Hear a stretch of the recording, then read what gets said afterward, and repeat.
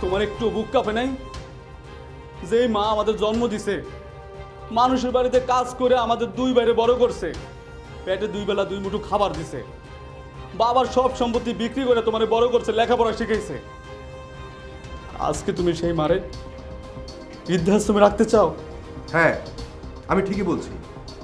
ওনাকে আমার বাসায় রাখা সম্ভব না, উনি বৃদ্ধাশ্রমেই থাকবেন।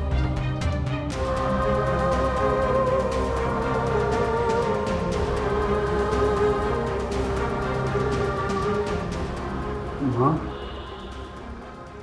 ভাইজান এটা কি বললো? তোমার বৃদ্ধাশ্রমে রাখবে? তা হতে পারে না মা। আমি ছেলে হইয়া তোমারে বৃদ্ধাশ্রমে রাখতে পারবো না মা, পারবো না। আমি পারবো না।